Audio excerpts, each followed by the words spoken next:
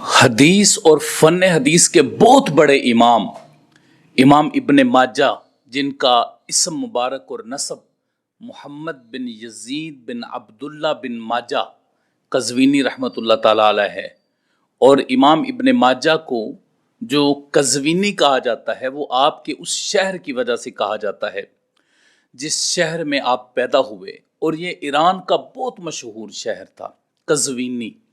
اس میں امام ابن ماجہ رحمۃ اللہ تعالیٰ علیہ 209 ہجری کو پیدا ہوئے، اور آپ نے 21 سال کی عمر میں حدیث کا علم حاصل کرنا شروع کیا، 21 سال کی عمر میں۔ اور وہ جو عرصہ تھا آپ کا، وہ حدیث کی ابتدا کا ایک دور تھا۔ امام ابن ماجہ رحمۃ اللہ تعالیٰ علیہ نے اسی طرح ہی حدیث کا آغاز کیا، اور سب سے پہلے اپنے علاقہ قزوین کا انتخاب کیا اور وہاں سے ابتدائی علوم حاصل کیے۔ پھر مزید احادیث کے علوم حاصل کرنے کے لیے آپ دیگر شہروں، دیگر ممالک میں تشریف لے کے جاتے ہیں، جن میں خراساں ہے، عراق ہے، حجاز ہے، کوفہ ہے، بصرہ ہے، مصر ہے، شام ہے، رے ہے، نیشا پور ہے، مرو ہے، اور اسکلان ہے، دمشق ہے۔ یہ بڑے بڑے ممالک جہاں پہ بڑے بڑے امام، حدیث کے امام ہوئے ہیں، وہاں پر آپ نے جا کر علوم حدیث حاصل کیے، اور یہ یقیناً آپ کا شوق تھا کہ آپ اتنے ممالک میں تشریف لے کے جاتے ہیں۔ اس کے بارے میں مورخ ابن خلقان یہ کہتے ہیں: ارتحل الى العراق والبصرہ والکوفہ والمصر والشام ومکہ والمصر والرے لکتب الحدیث۔ وہ فرماتے ہیں، لکھتے ہیں کہ امام ابن ماجہ رحمۃ اللہ تعالیٰ علیہ اتنے ممالک میں صرف حدیث کا علم حاصل کرنے کے لیے انہوں نے سفر کیا ہے۔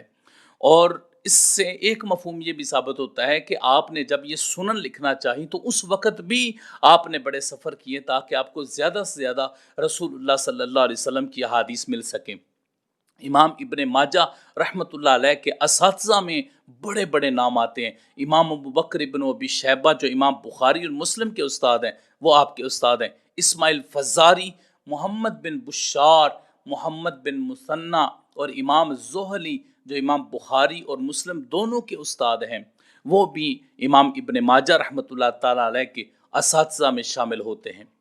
اسی طرح بہت ساری دنیا جنہوں نے آپ سے علم دین یعنی علم حدیث حاصل کیا، ان میں علی عسکری ہیں، سلیمان بن یزید قزوینی ہیں، ابو طیب شعرانی ہیں۔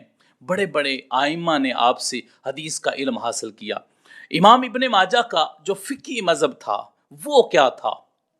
بعد نے یہ کہا کہ آپ حنبلی تھے، لیکن اس کو زیادہ ترجیح نہ مل سکی، اور زیادہ تر علماء اس بات پر متفق ہوئے کہ آپ کا جو فقہی مذہب تھا وہ شافعی تھا۔ آپ امام شافعی رحمۃ اللہ علیہ کی اصولوں کا اتباع کیا کرتے تھے، اور آپ کے حوالے سے ہی مورخ ابن خلقان یہ لکھتے ہیں: کان اماما فی الحدیث عارفا بعلومہ وجمیع ما یتعلق۔ کہتے ہیں کہ یہ حدیث کے بہت بڑے امام اور علوم حدیث کے جاننے والے، اور جتنے بھی علوم حدیث سے متعلقہ علوم ہیں ان تمام علوم کو جاننے والے تھے۔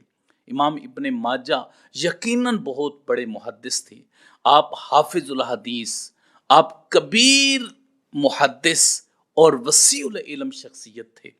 امام ابن ماجہ کی یقیناً بہت بڑی خدمات ہیں۔ آپ نے جو تصانیف چھوڑی ہیں وہ قیامت تک کے لیے لوگوں کے لیے یاد بن گئی اور ان کے مطالعہ کا ذریعہ بن گیا۔ امام ابن ماجہ نے جو کتابیں لکھی ہیں ان میں ایک کتاب السنن ہے، جو سنن ابن ماجہ کے نام سے جس کو یاد کیا جاتا ہے۔ یقیناً اللہ تعالیٰ نے اسی کتاب کے ذریعے سے ان کو بقا بھی عطا فرمائی ہے۔ یہ کتاب آپ نے لکھی سنن ابن ماجہ۔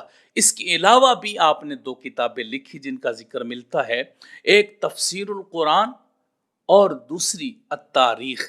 ان دونوں کتابوں کے بارے میں یہ کہا جاتا ہے کہ یہ کتابیں ناپید ہو چکی ہیں، پہلے یہ موجود تھیں لیکن اب یہ نظر نہیں آتی۔ تو اللہ رب العزت نے سنن ابن ماجہ کے ذریعے سے امام ابن ماجہ رحمۃ اللہ تعالیٰ علیہ کو یہ مقام عطا فرمایا ہے۔ امام ابن ماجہ 273 ہجری کو آپ نے وصال فرمایا، اور قزوین میں ہی آپ رہے، وہاں پر ہی آپ کا وصال ہوا۔ آپ کے بھائی ابو بکر بن یزید نے آپ کا نماز جنازہ پڑھایا، اور پھر اسی جگہ پر ہی آپ کی تدفین ہوگی۔ تو امام ابن ماجہ رحمۃ اللہ علیہ بہت بڑے محدث، جن کی ساری زندگی رسول اللہ صلی اللہ علیہ وسلم کی حدیث کی خدمت میں گزری ہے، اللہ رب العزت ان کو اجر جزیل عطا فرمائے اور بہت بڑا مقام عطا فرمائے، آمین یا رب العالمین۔ وصلی اللہ علی حبیبہ سیدنا محمد و آلہ وصحبہ اجمعین۔